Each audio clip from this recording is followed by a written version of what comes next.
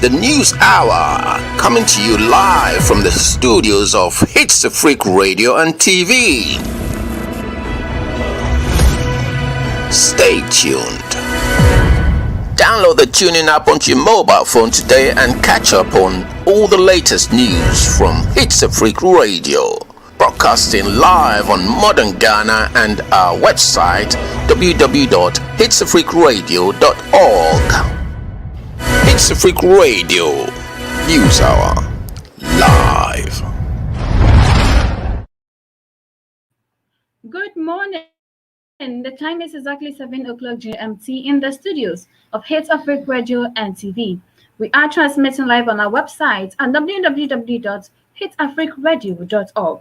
We're also streaming live on Facebook and YouTube and Twitter at HitzAfrik Radio and TV. Now let's do the headlines of today's stories. COVID-19. Ghana begins digital verification of test results. 40 suspected criminals arrested in Kaswa. NCA shuts down 49 TV stations. I Am Alive, popular musician reacts to death rumors. These and many other stories we bring your way this morning. Stay tuned as we do the news in details. The news hour coming to you live from the studios of HitzAfrik Radio and TV. Stay tuned. You're still logged on to HitzAfrik Radio and TV. We are transmitting live on our website at www.hitsafrikradio.org. We're also streaming live on Facebook, YouTube, and Twitter at hitsafrikradio.org. Now, the details of today's news. Ghana begins digital verification of test results. Minister for Health, Honorable Kweku Agyeman, Ghana has become first country in West Africa to deploy a system for the digital verification of COVID-19 PCR test results based on the African Union Trusted Travel and ECOWAS biomass standards. The Ministry of Health, through the Ghana Health Service, spearheaded the project, which aims to ease verification of COVID-19 test results to travelers. This was contained in a statement signed by Minister of Health, Kweku Agyeman. The technology platform, which is jointly powered by the Ghana Health Service and the PANA Bios Consortium, covers all the authorized COVID-19 PCR testing laboratories in the country and will help stop the circulation of fake test results. All travelers, airlines, and diplomatic missions, port health, COVID-19 testing laboratories, and all other relevant stakeholders in Ghana are informed that only test results or certificates bearing trusted travel or biomass codes will be considered valid for travel out of Ghana from 21st April 2021, a statement said. Travelers arriving in the country have been advised to use a tool made available through the UNDP-supported Global Haven Partnership, www.globalhaven.org, for COVID-19 test results certificate verification. Moving on to other stories. 40 suspected criminals arrested in Kaswa.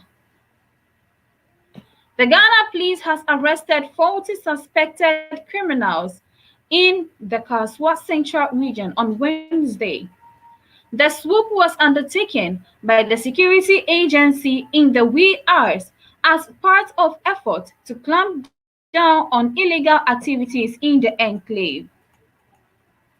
This comes amid a growing sense of insecurity as residents complain of the high crime rates in the Ewutu-Senya East municipality. Traditional authorities had earlier summoned top security officials in the area to answer questions over their failure to fight crime in the area. Last week, another traditional leader in Kaswa, Ni Saka Odupon III, petitioned authorities to demolish the refugee camp at Budumbura, which he said has become a hideout for criminals in the community. The refugee camp is a major problem. This is the time for the camp to be dissolved.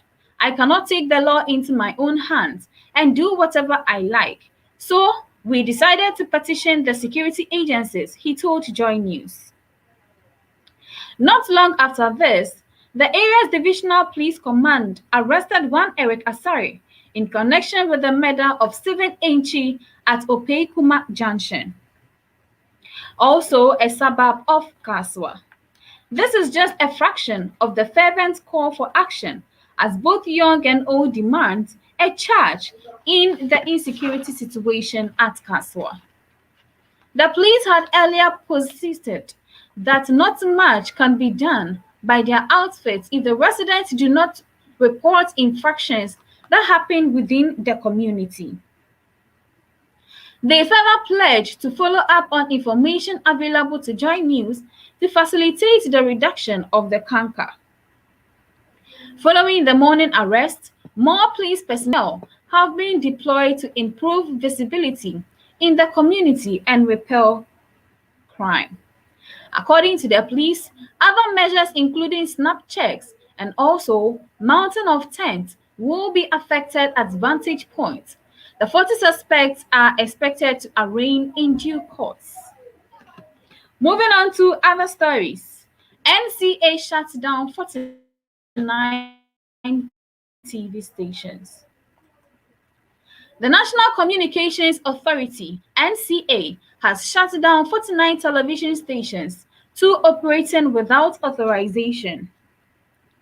This forms part of a continuous monitoring exercise conducted on various satellite free-to-air television platforms using the Broadcast Monitoring System, BMS, and the Radio Spectrum Monitoring System, RSMS. The authority said, as a result, 49 channels have been identified to be operating without valid authorizations and are being shut down accordingly. The exercise, according to NCA, is being done in conjunction with the Ghana Police Service and National Security Intelligence operatives. Meanwhile, the outfit has pledged to ensure that the use of spectrum is done in an efficient manner. We also take the opportunity to caution all license and authorization holders to ensure that they are always up to date and in compliance with the stated terms and conditions, it's added, according to Adam Online. Moving on to other stories. Trader remanded for allegedly impregnating physically challenged daughter. Moses Agbavito, a 37-year-old trader, has appeared before the Ofako Circuit Court for impregnating her 17-year-old physically challenged daughter at Odunkwa, near Papase number 2. The victim is now 6 months and 1 week pregnant. Agbavito, charged with incest, pleaded guilty. The court, presided over by Samuel Kwesi Ejay, deferred accused person's sentence to May 4th and ordered the police to conduct further medical examinations on the victim before sentence is passed. Prosecution led by Chief Inspector Charles Anobil said the victim was unemployed and Agbavito was the father of the victim. The prosecution said the victim and the accused lived together in a 3-bedroom uncompleted house at Odunkwa, near Papase number 2, with other siblings. Chief Inspector Anobil said about 4 months ago, the siblings of the victim left home to attend to their various errands, leaving the victim and her father in the house. The prosecution said investigations revealed that the victim took her bath in the afternoon after everyone had left the house, and she entered the room she shared with one of her sisters to dress up. According to the prosecutor, when the accused noticed that the victim had entered the room, he also entered the victim's room and had sex with her. The prosecution said after the act, Agbavito warned the victim not to disclose her ordeal to anyone else he would beat her up mercilessly and disown her. The prosecution said the victim indicated that the sexual act of the accused and she had taken place on 2 different occasions. The prosecutor said during the month of March this year, the victim showed signs of pregnancy, and the accused, who knew the boyfriend of the victim, now a witness in the case, informed the boyfriend of the victim's pregnancy. The victim later disclosed to the boyfriend that the accused had had sex intercourse with her on 2 occasions. The witness informed his relatives and a complaint was made to the police for assistance, the prosecution said. Chief Inspector Anobil said Agbavito was arrested and during interrogations, he admitted the offense in his caution statement. The prosecution said police medical report form was issued and when it was returned, the form indicated the victim was 6 months, 1 week pregnant. And this is where we end our local story. Stay tuned as we do other African news. The News Hour, coming to you live from the studios of HitzAfrik Radio and TV. Stay tuned. You are still logged on to HitzAfrik Radio and TV. We are transmitting live on our website at www.hitzafrikradio.org. We are also streaming live on Facebook, YouTube, and Twitter at HitzAfrik Radio and TV. In other African countries, in Chad, opposition parties warned France to refrain from meddling. Chadian political opposition parties speak out. In response to the newly formed Chadian Transitional Military Council declaring General Mahamat Déby Itno President of the Republic following the death of his father, the political opposition is pushing back. Mahamat Bichara, a spokesman for the main opposition parties, declared, "We, the opposition political parties, call on the Chadian population not to obey the illegal, illegitimate, or irregular decisions taken by the Transitional Military Council (TMC), including the Transitional Charter, curfew and border closures, etc., and to remain vigilant against any form of seizure of power or its confiscation by force." The parties have also addressed the calls from France for a democratic transition as the former colonizer seeks to maintain the relationship it had with Chad under the now deceased Déby. We warn France authorities, including French President Emmanuel Macron, Foreign Minister Jean-Yves Le Drian, and French army generals not to interfere in the internal affairs of Chad. Chad could be on the verge of a political crisis as political tensions continue to mount, potentially leaving the Sahel region vulnerable to the ongoing jihadist insurgency as the country's army has been a notable anti-terrorist force. Moving on to other stories. Gunmen storm Nigeria's Kaduna University, kills staffs, abduct students. Gunmen have attacked a private university in Nigeria's northern Kaduna state, killing 1 staff member and kidnapping some students, police and officials said on Wednesday. It was not immediately clear how many students have been abducted from Greenfield University during the Tuesday night attack, and one official said they were still conducting a head count. 2 officials at the university told AFP at least 20 students were still missing, though it was unclear how many have been taken by gunmen or may have fled the attack. There was an attack at about 19:15 GMT last night. The suspected bandits infiltrated the university in large numbers. Local police spokesman Mohammed Jilaji told AFP. Some students are said to have been abducted, but they were yet to ascertain how many, he added. We have deployed our men to find the perpetrators and rescue the victims. Since December, criminal gangs known locally as bandits have increasingly targeted schools and colleagues for kidnapping attacks, hoping to squeeze ransom payments out of their authorities.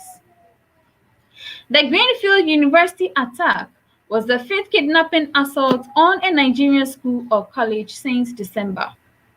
A university staff member was killed in the Tuesday evening attack, Samuel Aruwan, Commissioner for Internal Security and Home Affairs in the state, said in a statement. After search and rescue operations, a staff member of the university was confirmed to have been killed by the armed bandits, while a number of students were kidnapped, said Aruwan. An official of the university who declined to give his name or say how many students are enrolled said a head count was underway. Schools targeted in northern Nigeria are usually in remote areas where students stay in dormitories with only watchmen for security, making them easier targets. Recent mass kidnappings have prompted 6 northern states to shut public schools to prevent further attacks. Gunmen last month seized 39 students from a college in Afaka in Kaduna State after a gunfight with soldiers. Some of those students who have been freed, others are still being held captive. Since December 2020, some 730 students have been abducted, disrupting the studies of more than 5 million children, UN agency UNICEF said. Moving on to other stories. Somalia braces for record levels of displacement as drought takes hold. Somalia is bracing for record levels of displacement this year as drought ravages parts of the country, leaving tens of thousands of people without water and livelihoods. Once again, Somalia is facing the prospect of serious drought. Water and pastoral resources are depleting every day and resulting in people abandoning their homes with their livestock to search for better conditions. We are worried that drought compelled with conflicts could see record levels of displacement this year, said Mohammed Abdi, country director for the Norwegian Refugee Council (NRC) in Somalia. According to data from the Protection and Monitoring Returns Network (PRMN), over 1 million people were displaced by floods, conflict, and drought in Somalia last year, the highest figures recorded since 2016. So far, 112,000 have been displaced in the first 3 months of 2021, and whom 34% were uprooted because of drought. The last time more than 1 million people were displaced in Somalia was in 2017, when drought ravaged the country and caused widespread suffering and uncertainty. Drought will most likely be the driving factor displacing a large number of Somalis this year due to the poor performance of seasonal rains. Our staff on the ground are reporting that more than 50 districts are currently experiencing moderate to severe drought levels, and it is expected to get worse, Abdi said. In Somalia, the impact of drought runs parallel with the impact of flooding in other parts of the country. It sounds contradictory, but simultaneously, flooding and drought are reality in Somalia. Flooding was the main driver of high displacement last year. Some rains have dropped in the past number of days, so our teams on the ground are also working towards flooding preparedness and to support those in critical need. We have to prepare for all climate shocks, Mohammed Abdi explained. The UN's 2021 aid appeal for Somalia seeks $1.9 billion to assist for 4 million people in dire need. As a result of widespread insecurity, recurring climate disasters, and the indirect economic impact of COVID-19. Around 13% of Somalia's aid appeal has been donated so far. Nowhere near enough to sustain the population, as it battles drought and multiple other crises. The international community must not turn their back on Somalis, particularly pastoralist communities who are impacted with the most. We must do all we can to prevent another cycle of suffering in Somalia, Abdi said, distributed by APO Group on behalf of Norwegian Refugee Council. Moving on to other stories. Climate change. Biden summit to push for immediate action. Stay tuned as we do other world news. The News Hour, coming to you live from the studios of HitzAfrik Radio and TV. Stay tuned. You're still logged on to HitzAfrik Radio and TV. Now let's do some world news. In the USA, Biden summit to push for immediate action. The US will attempt to reassert its global leadership on climate change as President Joe Biden hosts 40 leaders at a virtual summit in the White House. It is expected that the US will unveil an updated carbon pledge that will see their emissions nearly halved by 2030. Ahead of the meeting, officials urge greater ambition on countries perceived as laggards on climate.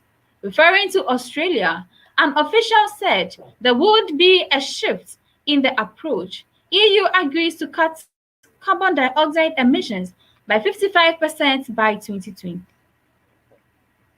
Government to speed up UK climate change targets. Carbon surge expected to post-COVID energy boom. President Biden has made climate change a key focus in the early days of his administration, as well as rejoining the Paris Climate Agreement on his first day in office.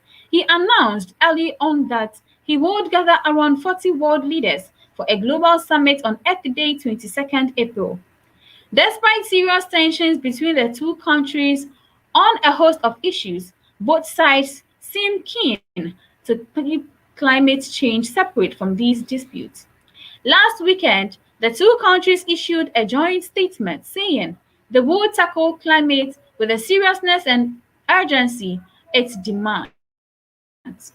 Speaking ahead of the meeting, a senior Biden administration official spoke warmly about the potential for cooperation. It's insufficient to follow the existing trajectory and hope that we'll be on a course to deep decarbonization and getting to net zero emission by mid-century. Speaking about Brazil, the same official said the expectation for all countries is that the ambition has to be increased immediately. Moving on to other stories. Delhi High Court criticizes ridiculous oxygen shortage. The highest court in India's capital, Delhi, has publicly criticized the central government for its handling of the oxygen crisis in the country. The country reported 2,023 deaths on Wednesday, its worst daily toll. More than 200 of those were from Delhi, where hospitals faced oxygen shortages. The court was hearing a petition by the owner of 6 private hospitals. It ordered the government to ensure safe passage of oxygen supplies from factories to hospitals across India. This is ridiculous. We want to know what the center is doing with regard to oxygen supply across India, the judges said while reading out the verdict, adding that it was the responsibility of the government to beg, borrow, steal to ensure oxygen supplies. A number of people across the country have died while waiting for oxygen, though it is not possible to know how many. Indian social media has also been filled with appeals for oxygen. Crowds are gathering outside hospitals in major cities, which are filled to capacity. And this is where we end our world news. Stay tuned as we do some entertainment news. The News Hour, coming to you live from the studios of HitzAfrik Radio and TV. Stay tuned. You're still logged on to HitzAfrik Radio and TV. We are transmitting live on our website at www.hitzafrikradio.org. We're also streaming live on Facebook, YouTube, and Twitter at HitzAfrik Radio and TV. Now let's do some entertainment news. I am alive. Popular musician reacts to death rumors. South African music star Yvonne Chaka Chaka has reacted to an unknown social media user posting her obituary on the internet and starting a GoFundMe page for her burial. Yvonne Chaka Chaka, who debunked news of her death, told her followers that a #fool posted her obituary, implying she had died, and asked people to contribute towards her burial costs. She also revealed that she has reported the incident to security agencies. Moving on to other stories, John Dumelo reacts to Equiapim Polo's bail trial.